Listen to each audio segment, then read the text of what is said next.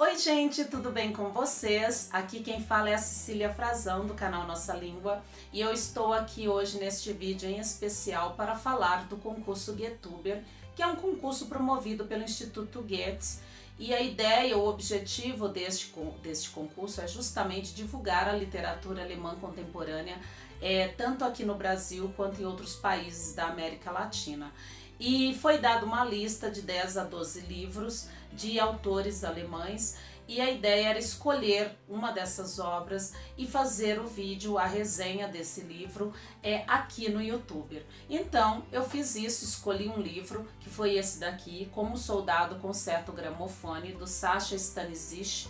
E eu confesso a vocês que eu não conhecia esse autor, também não conhecia essa obra, e eu acredito que eu fui muito feliz na escolha, porque trata-se de um romance histórico, onde o autor vai contar essa guerra que aconteceu na Iugoslávia no período de 1991 a 2002. O autor, ele nasceu em 1978 em Visegrad, hoje conhecida como Bósnia e Herzegovina, e aos 14 anos ele teve então que fugir e se refugiar num outro país, que foi a Alemanha. Esse autor aqui, ele traz toda essa narrativa, toda essa vivência, essa experiência, sob a perspectiva de um garoto, que é o Alexander Krismanovich, que é o narrador central desta obra aqui.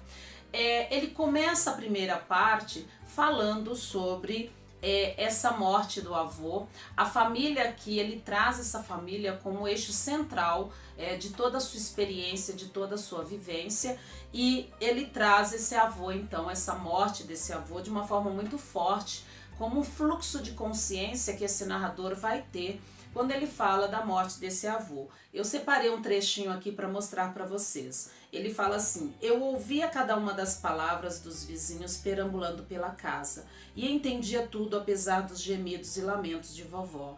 Ela se agarrava às pernas de vovô, vovô escorregava para a parte da frente do sofá. Eu me escondia no canto atrás da televisão, mas mesmo atrás de 1000 televisões eu não teria conseguido me esconder do rosto desfigurado de vovó. E aqui você percebe então esse sofrimento já para essa criança, vendo tudo aquilo acontecer dentro da sua família, com uma pessoa que ele amava muito, porque nesse dia que o avô morreu, na parte da manhã, o avô deixou uma varinha de condão para ele, um chapéu, e falou para ele que ele conseguiria tudo que ele quisesse com aquela varinha e ele teria um poder muito grande. Mas ele percebe que ele não consegue trazer o avô de volta com essa varinha. Então aí vem já uma primeira decepção para aquela criança. E aqui também o avô era um grande nacionalista e também um grande admirador do Marechal Tito.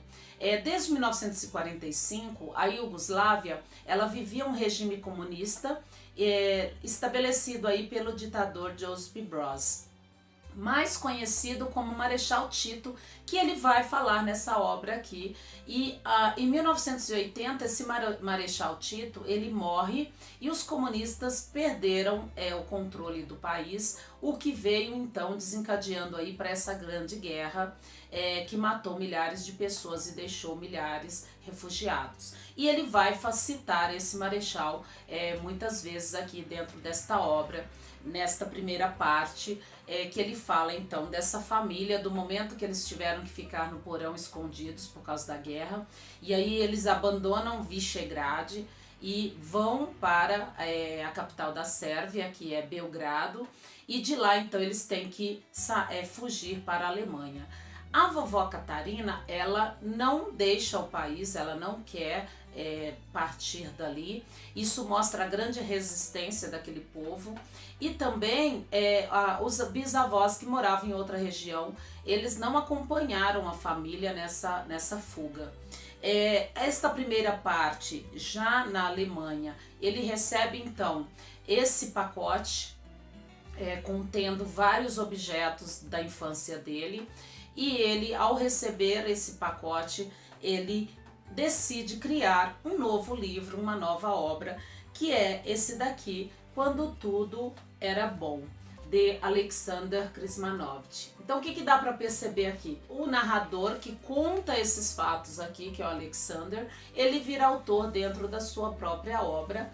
E aqui ele vai trazer então tudo o que ele viveu de bom antes da morte do avô. Ele vai falar do sorvete Stella, que era um sorvete que ele gostava muito, vai falar da ameixa, fazendo referência a grandes outros autores como Tolstói. Também ele fala de uma amizade que ele fez com o italiano, de um campeonato que ele participou e ele ganhou esse campeonato de pesca, mas não deu prosseguimento a esse campeonato por causa da guerra. E também aqui ele cria um amor platônico com a Zia, que foi uma menina que no período que eles estiveram dentro do porão se escondendo, ele viu essa menina num dia, assim como ela apareceu, ela desapareceu, sumiu, e ele não teve mais contato. E ele vai trazer então nesta segunda parte da obra esse amor platônico que ele teve com essa menina Zia. E ele vai escrever várias cartas para ela, mas ele não vai obter resposta. E esta segunda parte ele termina com a morte do vovô Slávico.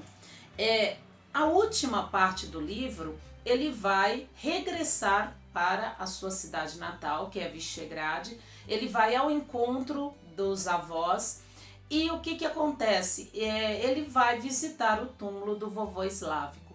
Mas quando ele chega lá na sua cidade natal, ele já encontra tudo destruído, tudo em frangalhos, e ele é como se ele fosse juntar tudo isso num grande mosaico para reconstruir agora a sua nova história. Então é um livro, confesso que é um livro que mexeu muito comigo, porque eu não tenho a dimensão do que é uma guerra.